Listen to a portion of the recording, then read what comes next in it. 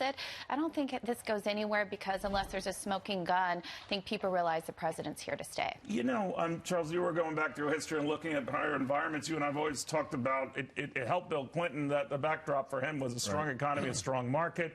Really didn't help Richard Nixon that he had just the opposite. He probably would have been impeached either way or forced to resign given the enormity of his crimes. But it didn't help. We had stagflation, oil, runaway prices, and the rest. What do you think of this? You're right. You know, yesterday, the University of Michigan came out with their sentiment numbers, and I'd love this report to go into it. It never matters to me whether they meet or beat Wall Street consensus.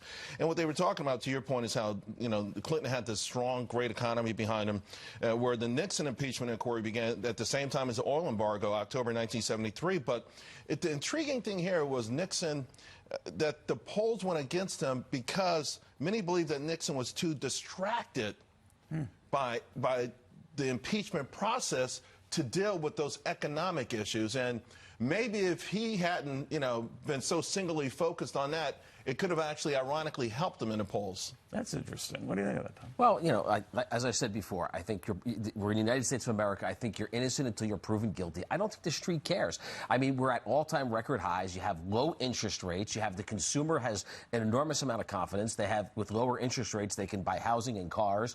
And I think we're in a great market. So shouldn't the president, to your point then, focus on all of that, not seemingly get distracted, to Charles's point, as Richard Nixon might have, at least the eyes of the public, in these ins and outs of the whole impeachment process? I don't think he's distracted. I think he's deflecting. Talks about it all the time. Well, he talks about it all the time because it's clearly on the forefront of the American. But maybe he should ignore it. Well, he should ignore it, but he's going to deflect it. That's just his personality. Right. He can't help himself. But the markets are doing great, and the markets are going to continue to do great. You know, we have the lowest unemployment rate in the history of the country. People are working, they're making money, and when people are making money and there's consumer confidence, interest rates are low, they're going to spend. And when they spend, we have a booming economy. All right. Now, Democrats, I've talked to them, I don't know if you're in this camp, of saying we want to constantly remind people we're in the process of looking into impeachment against this guy. We'd love to run against a president who has been formally impeached in the House, whether it goes anywhere in the Senate or not. What do you think of that? Look, I think it is a problematic and double-edged sword. There's a lot of polling that came out this week that says in some of these battleground states where the election will be won or lost, right? And, you know, national polling is totally irrelevant. It's losing steam. Yes, exactly. So I think Democrats have to be careful about that. But also at this point, there's no kind of going back, turning back on this. So I always think it's better for people to march forward with conviction than to equivocate, to say, well, we're doing this, but we're not really doing it. And so I think at this point they really have no choice other than to be forceful. They're equivocating at the yin-yang, though, right? Well, not about whether or not they want to impeach him. You know, not about whether or not they're going to go forward with it. And I think, you know, people, in other words, you can't vote for impeachment and then go back home and try and say you didn't really vote for impeachment.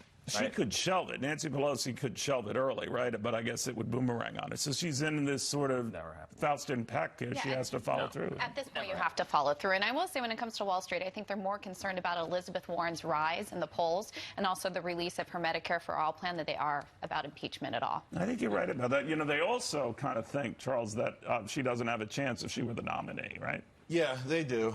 You know, in this same sentiment poll, only 2% of respondents said that they were concerned about impeachment right now vis-a-vis their own economy. This last week, individual investor optimism or bullishness went from 33% to 40%, and that's to the point being made here. Success begats success. Yeah. Enthusiasm begats enthusiasm, and these things are resonating a whole lot more than the impeachment process. And ironically, this is a good cover for the Democrats to find an eloquent way to end this thing. You know, you're well connected in all these Republican circles with the president, what have you. Do they worry that there could be sort of like, we talk about the smoking gun thing. I think when it's smoking, it's a little too late to worry about it. But that something could happen to disrupt this. Remember, this whole impeachment probe started on Mueller. Now it's just Ukraine. That's something that the president flung back in their face. And there's a worry that is there something else he's doing or could be doing or could have done that could also blow up what is a pretty good environment for him to seek re-election. Yeah, I don't think he's worried at all. I really don't. I mean, clearly he talks about it all the time. He's deflecting it. He has to address it. It's on every news channel. It's in his face every single day. But I don't think he's worried about it. I think he's full steam ahead to the election, and I think he's going to win it. I think he's going to be a landslide. I don't know who's going to stop him. You know, I think the biggest threat to Wall Street right now is Elizabeth Warren. So if she were not the nominee, and I'm not saying it would be obviously Michael Bloomberg, but somewhat of a more moderate bet, the argument on paper leaves is that kind of person stands the better chance of beating the president. Oh, I think Bloomberg has a much better chance than Elizabeth Warren because, you know, listen, to tax the wealthy, you're undermining the entire Constitution and the entire financial system that Alexander Hamilton set up. You know, we're in a capitalist society. My grandfather came from Italy and for a better life and to, you know, start his own business and build wealth for his family. And by doing that, he created jobs and he put money into the economy. Why do we want to stop that? Maybe our grandfathers met. It could be.